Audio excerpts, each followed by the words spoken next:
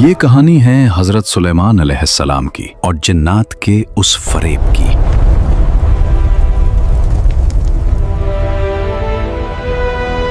वो फरेब जिसने ताकतवर जिन्नात को सालों तक एक लाश का गुलाम बनाकर रखा। हुक्म हुआ खुदा का घर तामीर करने का। वो सरकश जिन्नात जो किसी के काबू में ना आते थे अब गुलाम थे। एक खौफ था। ये दास्तान है उस एक लम्हे की जब मौत ने बादशाहत की हिफाजत की और एक छोटी सी दीमक ने बड़े बड़े जिन्नात का छुपा हुआ राज खोल दिया।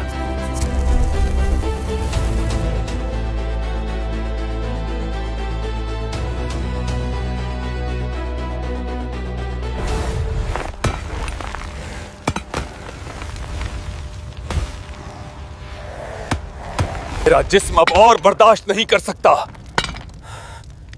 100 साल या शायद 200। हम कितनी देर से ये पत्थर उठा रहे हैं। मेरा जिस्म अब और बर्दाश्त नहीं कर सकता। शश, आहिस्ता बोल। अगर उन्होंने सुना तो तुम्हें पिघले हुए तांबे में कैद कर देंगे। वहां हैं, जाग रहे हैं। उनकी आंखें कभी बंद नहीं होती, जैसे कह रहा हो कि मैं यही हूं। क्या वो कभी थकते नहीं? क्या उन्हें नींद नहीं आती? मगर वो इंसान होकर चट्टान की तरह खड़े हैं। और फिर वो लम्हा आ गया जो हर जिंदा चीज का मुकद्दर है। हजरत सुलेमान अलैहिस्सलाम पर मौत तारी हो गई। मगर अल्लाह की हिकमत देखो, जिस्म गिरा नहीं, वो वैसे ही खड़े रहे, असा का सहारा लिए हुए।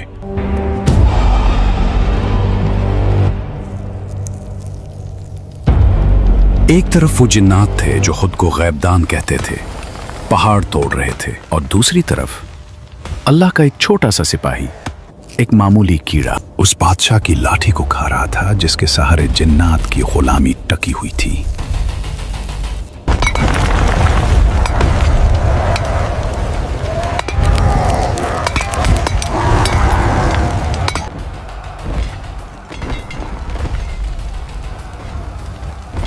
मुझे शक हो रहा है 1 साल गुजर गया, इन्होंने पानी नहीं पिया, खाना नहीं खाया।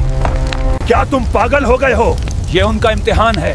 वो देखना चाहते हैं कि कौन काम रोकने की जुर्रत करता है। जो रुका वो खत्म, काम करो।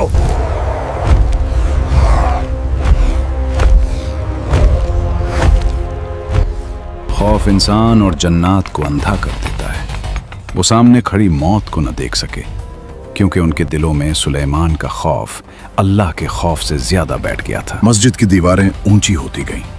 सुलेमान अलैहिस्सलाम का साया वैसा ही खड़ा है, धीमक लकड़ी को अंदर से खोखला कर रहा है। जिन्नात पागलों की तरह काम कर रहे हैं। महीने गुजर गए या शायद साल। जिन्नात गैब नहीं जानते थे, वो बस उस खड़ी हुई लाठी से डरते रहे। मशक्कत जारी रही और लकड़ी कमजोर होती गई। लाठी अब अंदर से बिल्कुल खोखली हो चुकी है। फिर अचानक से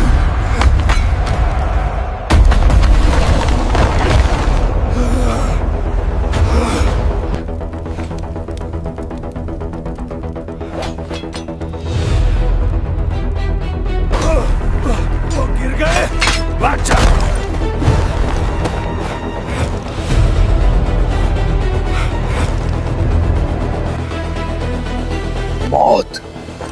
इन्हें तो कब की मौत आ चुकी थी। मुझे पहले से ही शक था।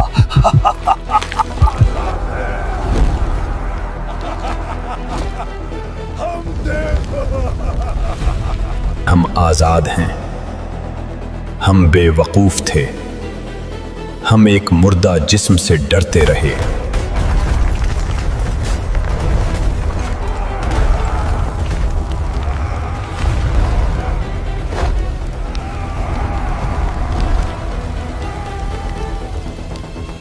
जन्नात भाग गए मगर अपने पीछे एक सच छोड़ गए।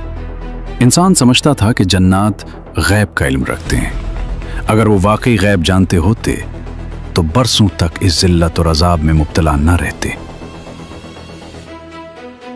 हजरत सुलेमान अलैहिस्सलाम को अल्लाह ने ऐसी बादशाहत दी थी जिसमें सिर्फ इंसान नहीं बल्कि जिन्नात और परिंदे भी शामिल थे। जब ये लश्कर चलता था तो जमीन लरज़ उठती थी और आसमान पर परिंदों का साया छा जाता था। एक दिन हजरत सुलेमान अलैहिस्सलाम अपने उस अजीम उश्शान लश्कर के साथ एक सफर पर जा रहे थे। लश्कर बड़ी शान और शौकत से आगे बढ़ रहा था। घोड़ों की टापों, जिन्नात के भारी कदमों और फौजियों के चलने की गूंज दूर दूर तक सुनाई दे रही थी। चलते चलते ये लश्कर एक ऐसी वादी के करीब पहुंचा जो चींटियों का मस्कन थी। उसे वादियुन नमल कहा जाता है। वहां लाखों करोड़ों चींटियां अपने कामों में मसरूफ थीं। लश्कर के करीब पहुंचने की लर्जाहट जमीन पर महसूस हुई। चींटियों में खलबली मच गई। उनमें से एक समझदार चींटी, जो शायद उनकी निगरान या मलका थी, उस छोटी सी चूंटी ने अपनी कौम को पुकार कर कहा, ए चूंटियों, अपने बिलों में घुस जाओ। कहीं ऐसा ना हो कि सुलेमान और उनका लश्कर तुम्हें कुचल डाले और उन्हें खबर भी ना हो। इस चूंटी ने कितनी इंसाफ की बात की कि उसने ये नहीं कहा कि सुलेमान जालिम है, बल्कि ये कहा कि वो इतने बड़े हैं कि शायद उन्हें हमारे वजूद का पता भी ना चले और हम अनजाने में कचले जाएं। यहाँ अल्लाह का वो अजीम मूजिज़ा जाहिर हुआ जो हजरत सुलेमान अलैहिस्सलाम को अता किया गया था।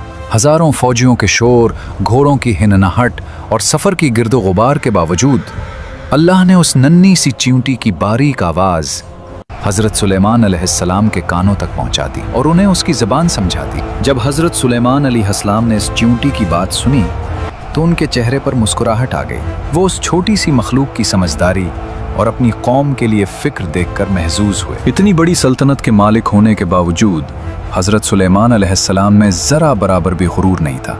उन्होंने फौरन अपना हाथ उठाया और पूरे लश्कर को रुक जाने का हुक्म दिया। हजरत सुलेमान अलैहिस्सलाम ने हुक्म दिया कि लश्कर अपना रास्ता बदल ले या तब तक रुका रहे जब तक ये नन्ही मखलूक अपने बिलों में महफूज न हो जाए।